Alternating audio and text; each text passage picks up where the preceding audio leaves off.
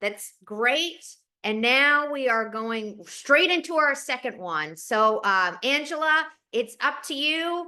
If you want to share your screen, and we'll go on just to the second presentation.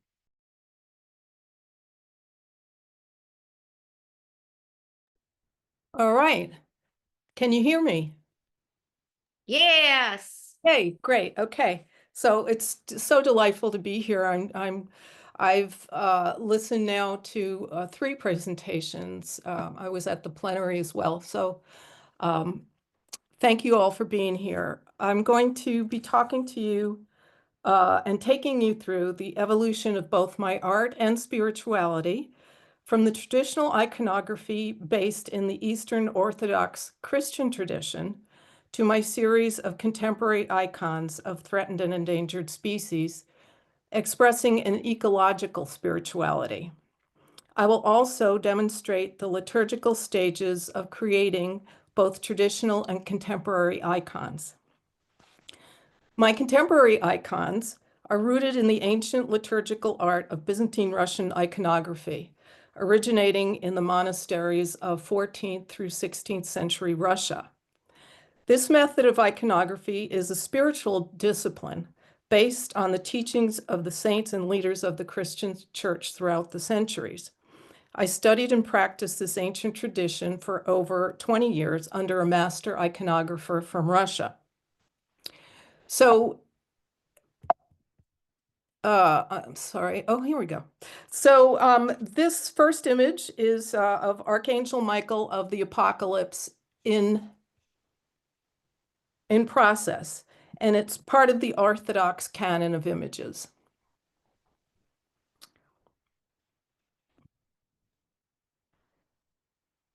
This is the finished icon of Archangel Michael of the Apocalypse.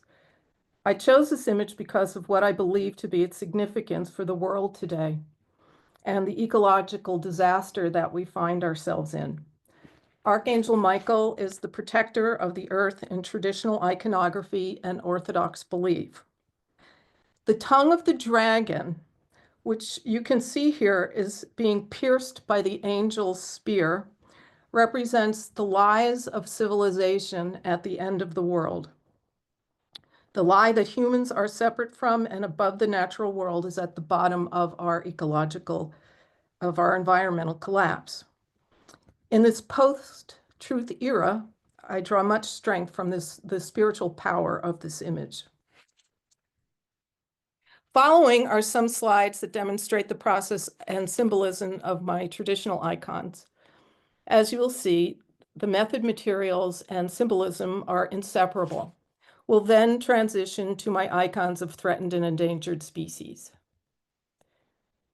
This is the beginning of an icon of Our Lady of Tenderness, one of the four main icons in the Orthodox canon of the Mother of God, or Theotokos, meaning God-bearer in Greek. Each stage in creating an icon has a precise symbolic meaning. Here you see a layer of clay that is the substrate for the gold halo. The clay represents our physical dimension and the gold our divine nature. The next stage in creating an icon is the application of color, which represents life. The medium used is egg tempera, which is a mixture of powdered pigments with an emulsion of egg yolk, white distilled vinegar, and water. This particular stage of color, called rozkosh in Russian, is applied with coarse pigments that give a turbulent effect and represents chaos. In scientific terms, I like to think of this stage as the formation of the first primary particles after the Big Bang. The subsequent stages build up cosmos, or order, which complexifies and coheres as the image takes shape on the icon board. I would like to draw your attention to the greenish color of the flesh on both the mother and child. Traditionally, the color of flesh always starts with this special mixture of green, which symbolizes anthropos, or the human being, the meeting place between heaven, which is represented by blue from higher in the spectrum, and earth, which is represented by yellow from the lower end of the spectrum. This initial base color, a special shade of green called Sankhya, to represent this special, central position in the cosmos, becomes lighter in each successive stage, eventually taking on the cast of human flesh. The symbolism of the marriage of spirit and matter, heaven and earth, is present throughout the process. To quote a contemporary voice, cultural historian and geologian Thomas Berry writes, "The inner spirit and the outer form are two distinctive aspects of a single mode of being." Here I'm adding a float, or what is known in modern terminology as a glaze, over a succession of highlights that culminate in the completed image. The highlights and lines representing Sophia, or wisdom, differentiate, and the floats representing agape, or love, continually unify the highlights and layers underneath.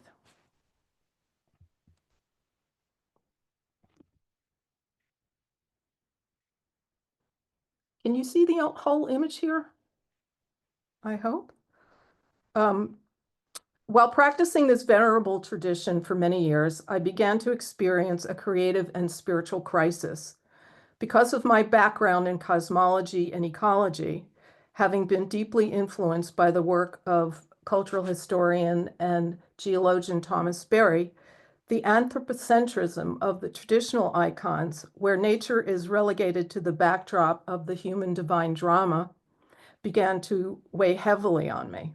This crisis demanded that I find a way to integrate the tradition with contemporary cosmology, to expand the canon of traditional image and work within the tradition to express and foster a new consciousness in which the earth and all of its life is as much an object of devotion as any of the personages from the traditional canon. This quote from Thomas Berry describes our most urgent task. While the human cannot make a blade of grass, there is liable not to be a blade of grass unless it is accepted, protected, and fostered by the human.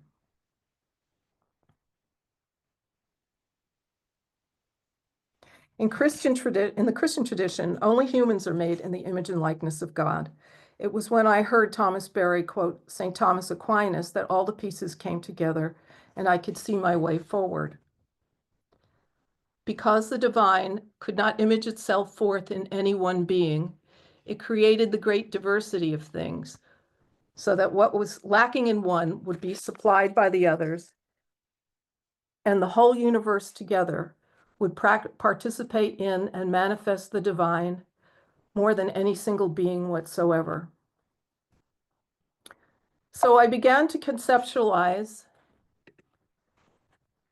a new icon, that of the whole earth from space, as it is both the symbol of our time as well as a living reality. This is the beginning of my first contemporary icon, executed in the same liturgical process I'd been working with in traditional imagery. There were many intuitive choices I needed to make when transitioning to contemporary images. For instance, it was clear to me that the continents would be executed as if I were doing flesh in traditional icons. Here you can see I have applied that same green color as I described earlier to the foundation of the land masses. Coincidentally, around the same time, I came across Leonardo da Vinci's Leicester Codex, in which he likened the soil of the earth to flesh, which corresponded precisely to the symbolism of clay, which is used in icons to represent Adam, the first human, whose name means the one formed from the ground. This confirmed my choice to use this green for the foundation of the land masses. This is the finished icon entitled The Earthly Paradise, Icon of the Third Millennium. Here, the earth is depicted not only in its physical dimension, but in its spiritual dimension, which is symbolized by the gold halo and rays surrounding the atmosphere. In traditional iconography, this motif represents the Holy Spirit. This added dimension presents the Earth as a biospiritual entity, having reached its highest fulfillment and maximum level of complexity and consciousness. You can also see the same base color green popping through the finished sandy color of the land masses. The dark green border surrounding the icon in traditional icons represents the covenant between God and all of life on Earth after the flood. In this new icon, the same border represents humanity's covenant with God to keep the garden, as was first commanded to Adam. To quote Apollo 12 astronaut Alan Bean, after seeing the Earth from the moon, "I don't think we were thrown out of the Garden of Eden. Just look around. We're still in it, particularly when you compare the Earth to the moon." So now we move on to the first in my series of icons of threatened and endangered species, where nature is brought front and center. This is the beginning of the icon of the honeybee. Here, the sketch of the bee has been transferred to the icon board. These are some of the tools I use, including the instrument I use to inscribe the image into the white gesso on the icon board. After transferring and etching the image into the gesso, liquid bowl clay is applied as a substrate to the gold leaf.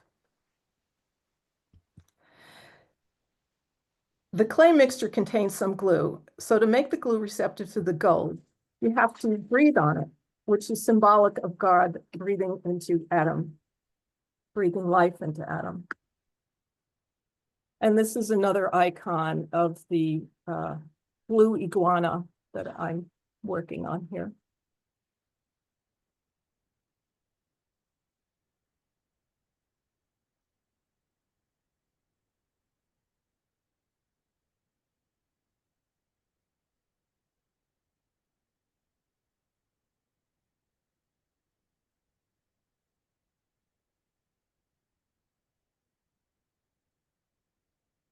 Here you see all the areas where I've laid down the gold and done some burnishing to create the design of the honeycomb. Here we have the first application of color representing initial life. This again is the Rosicrucian stage representing chaos, with the use of those beautiful turbulent pigments, just like the beginning of the stages of Our Lady of Tenderness I showed you earlier. The progression is from dark to light, so you will see the colors lighten as the image develops. Here you can see the application of a float over previous layers, mixing with, transforming, and unifying the colors beneath. This is a detail of the second highlight of the honeybee icon, when many facets are created to represent the soul and the complexification of the life being depicted. Please note on the upper right-hand corner a detail of the Virgin's robe from an icon of Our Lady of Tenderness. As you can see, the bee's wings and the robe are highly faceted, like a jewel. Oops. And this is the completed icon of the honeybee.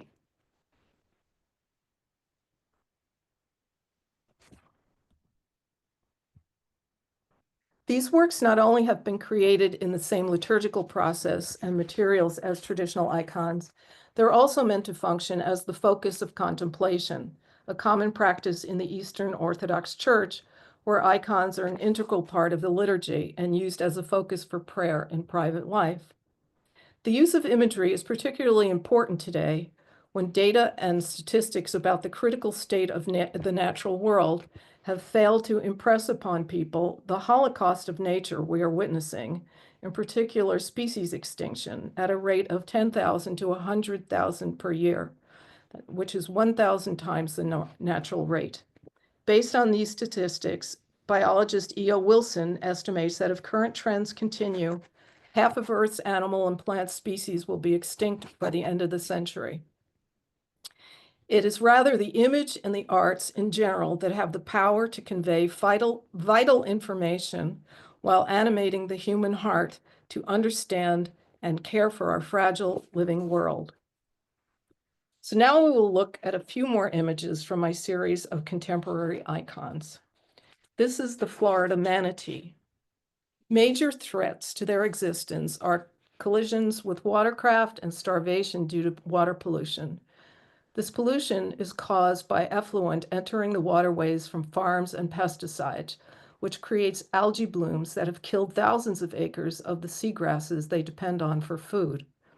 When they eat the seagrasses that do survive, the toxins accumulated in them from the algae blooms also cause damage to their nervous systems. This is an icon of freshwater mussels.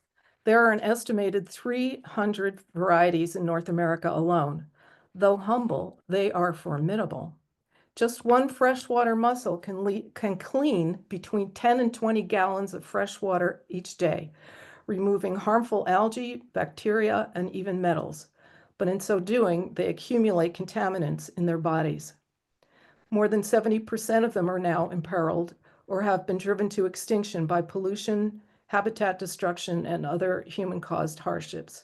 They are the most endangered group of organisms in the United States, and their function in the web of life and fresh water is invaluable. This is the emperor penguin. It is one of 19 species of penguins, all of which are endangered. Because of the receding of sea ice due to climate change, they are losing the space they need to breed and raise their chicks and to avoid predators. Their main food source, krill, is also declining because of melting ice, ocean acidification, and industrial fishing. In 2003, because of global warming caused by the burning of fossil fuels, emperor penguin colonies experienced total breeding failure. Up to 10,000 chicks likely drowned or froze to death in the Antarctic as their sea ice platform fragmented before they could develop their waterproof feathers. And this is the diatom, one of the myriad microscopic phytoplankton at the very foundation of the marine food chain. Phytoplankton generate an estimated 50% of the oxygen on the planet each year and sequester huge quantities of carbon. A major threat to their existence is global warming and ocean acidification, which affects their ability to produce their calcium carbonate plates. Their extinction would ultimately lead to complete collapse of all aquatic life, and all animals, including humans, would perish.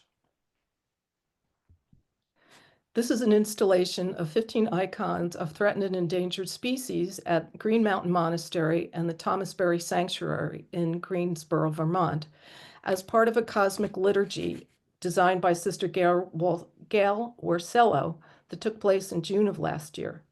A litany of the threatened and endangered species on view was followed by an invitation to participants to select one image for deeper contemplation. The installation, theophany, means a concrete manifestation or appearance of the divine. Examples of theophanies in the Bible are always extraordinary and temporary, but we are surrounded by and immersed in this divine milieu every day, unceasingly. And I'd like to end with a quote from Thomas Berry to stress the existential moment in which we find ourselves. The human community and the natural world will go into the future as a single sacred community, or we will both perish in the desert. There is only one community, one destiny. Thank you. Wow, beautiful, amazing. I loved it. Okay.